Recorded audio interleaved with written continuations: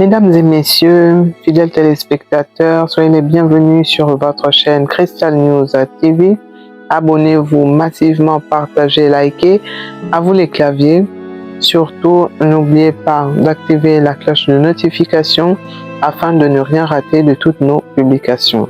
Mes chers abonnés, là en fait, je voulais vous parler concernant le comportement du pasteur Marcelo Tounassi, qui a déclaré ne pas vouloir rester dans le célibat. Mesdames et messieurs, fidèles téléspectateurs, mes chers abonnés, donc voilà, pour toutes les personnes qui se sont posé la question, mais pourquoi est-ce que le pasteur Marcelo Tounassi est si pressé de se remarier? Pourquoi est-ce que le pasteur Marcelo Tounassi n'a pas conservé un temps de deuil en mémoire de sa défunte femme, Madame Blanche Candolo Tounassi? Pourquoi est-ce que le pasteur Marcelo vient étaler sa vie privée sur les plateformes des réseaux sociaux? Pourquoi il ne garde pas ça en intimité? Pourquoi est-ce qu'il n'est pas discret? Pourquoi ci, pourquoi ça? Écoutez, c'est tout simplement déjà de sa nature. Il parle régulièrement de sa vie privée dans les réseaux sociaux. Et donc il a aussi une chaîne où est rediffusé régulièrement ses prédications. Et durant ses prédications, tout le monde a pu remarquer qu'il a toujours des anecdotes concernant sa vie privée, où il a toujours des références à sa vie privée, où il a toujours des scoops concernant sa vie privée, comme celle que nous venons d'avoir concernant donc son vœu de vouloir se remarier le plus rapidement possible, parce que lui, il n'a pas fait vœu de célibat et il ne compte pas y demeurer très longtemps.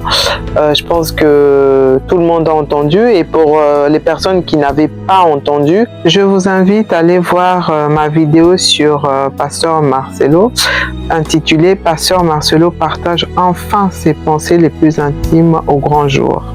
Donc là, vous allez entendre les audios concernant donc le message du pasteur Marcelo qui crie à haute voix et voilà, concernant donc son célibat. Écoutez, j'ai fait quelques recherches et en fait je suis tombé sur une vidéo dans laquelle justement il préconisait de faire régulièrement donc l'amour, avoir régulièrement des relations sexuelles, mais il ne précisait pas en fait si vous étiez marié, si vous étiez célibataire, si vous étiez en concubinage, si vous étiez en global, en disant que bon voilà, il fallait faire régulièrement des relations sexuelles parce que c'était une recommandation divine.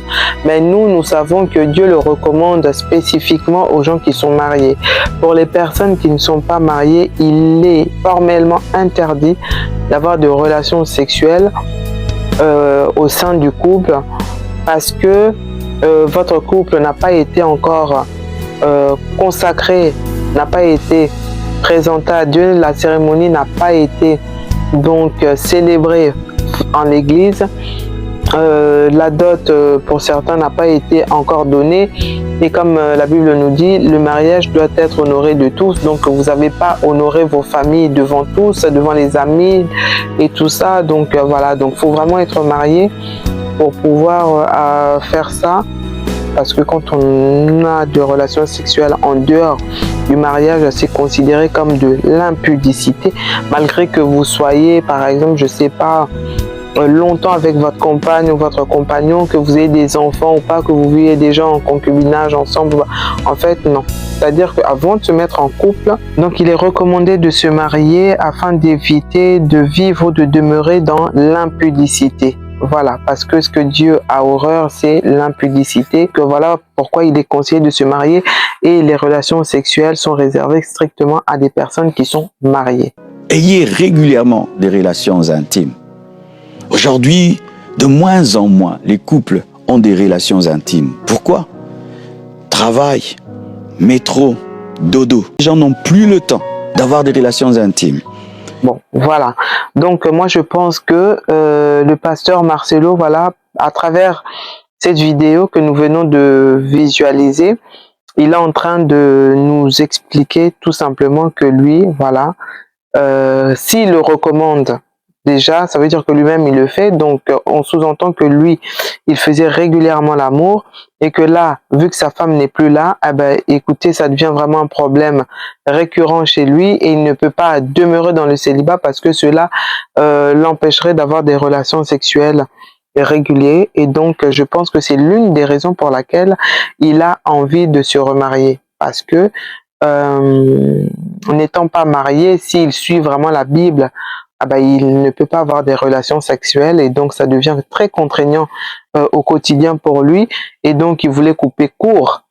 Et donc je pense qu'il y a un petit peu d'égoïsme là-dedans parce que bon, sa femme, ça fait pas très longtemps qu'elle est morte et si elle était là que comme objet sexuel ou pour satisfaire ses désirs, je ne sais quoi autre, c'est vraiment lamentable quoi. C'est vraiment lamentable de réduire sa relation comme ça à une relation purement sexuelle.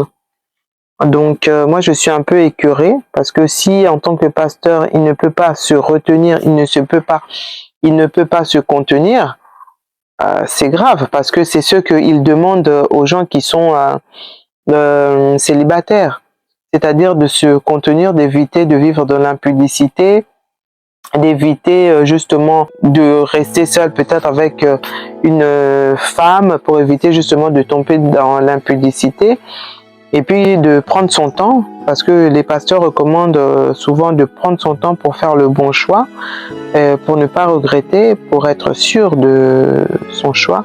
Et là malheureusement en fait lui il va dans la précipitation.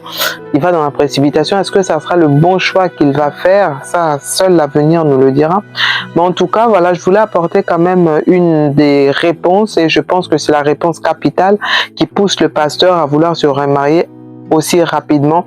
C'est seulement une question de sexualité et le pasteur est incapable de se contrôler, il est incapable de se contenir et donc voilà, il a besoin d'avoir régulièrement des relations sexuelles, ce qui le pousse à vouloir se remarier rapidement pour ne pas sans doute peut-être tomber dans l'impudicité ou ne pas être vu dans une relation qui ne serait pas honorable devant Dieu.